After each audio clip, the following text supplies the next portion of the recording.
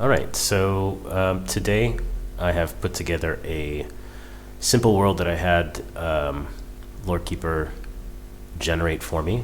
That part isn't in this video, but this is the idea of the world. And I pretty much just asked for like a zombie wasteland based on the 1930s. So let's get into how I'm fleshing this world out and adding it all to lore.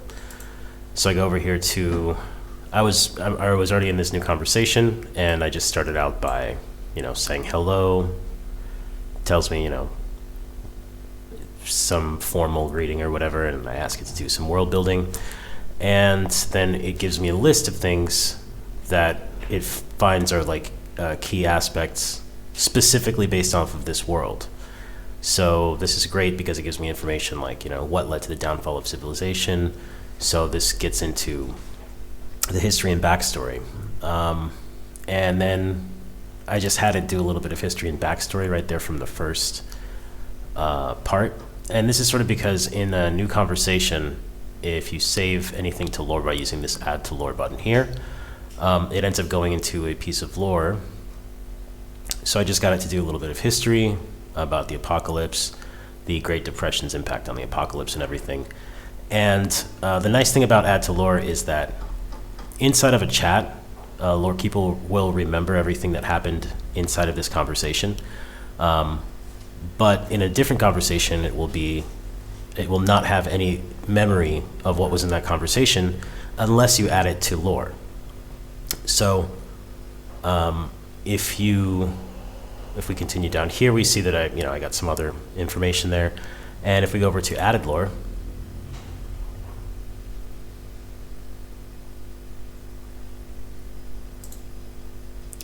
it's the first one, Zombie Wasteland. I can go and I can view this lore.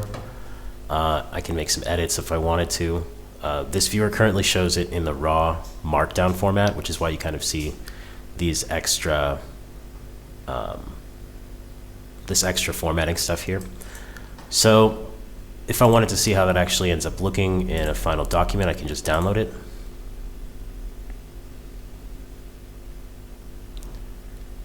And there it is. I'll just open that real quick. And here we go.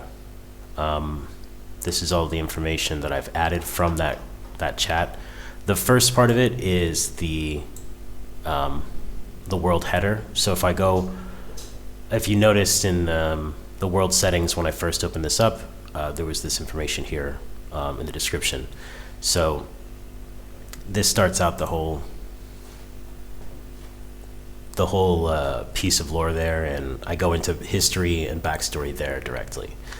Now, the idea behind going about world building on this one, I think LoreKeeper gives you such sort of an open way to go about doing it, which is great.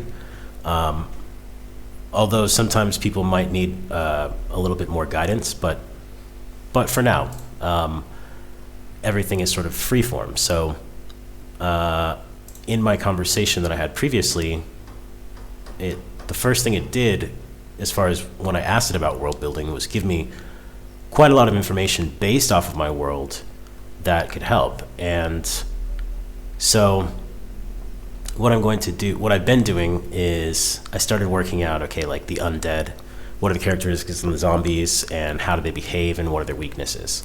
So I started up one called the Horde.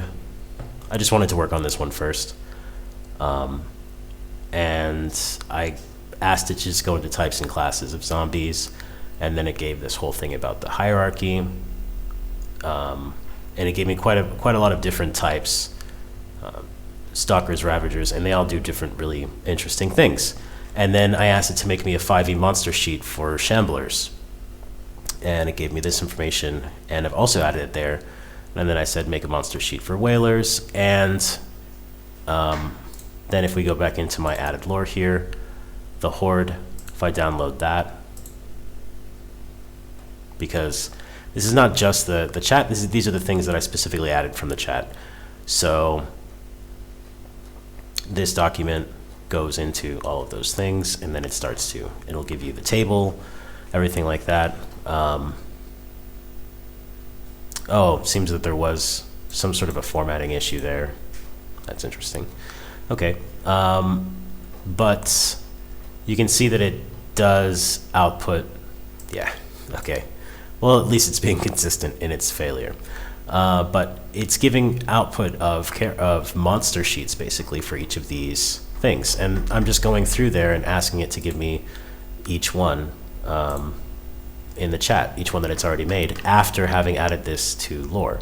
Now, I didn't need to add it to lore because it's already in the context of the conversation itself, but that's fine because basically I'm in the same conversation, so it doesn't really matter too much. But now that this is all added to lore, all of this other information sort of goes into the rest of what I add now, because LoreKeeper can see that lore when it's answering my question. So the more that I fill in about the world and the order that I fill it in matters. And so I can go hear the horde, and I've got all that other stuff. And then I went into geography and environment because that was another piece here from my new conversation. And I was just going to get into technology and resources. And it was nice in geography and environment, sort of gave me this nice little piece here about the ravaged cities, because I asked it about the cities and all that stuff. So in technology and resources, let's see if I can just paste what I was typing in there. Let's start working out how the technology of this alternate 1930s wasteland came to be, and what types of weird outcomes from government secret experiments have become weaponized after the apocalypse. And so, let's just see what it says. Here we go.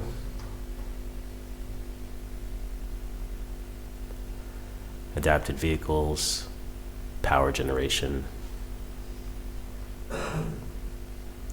jury-rigged stuff, biological agents, chemical warfare, experimental armor, automated defenses. Ooh, okay. Nice. So this is all good. I like all this stuff. Adding it to lore. And thus, I'm just sort of doing that for each of these things, and you'll see over here now in added lore. Oh, maybe I have to refresh the page. So if I just refresh.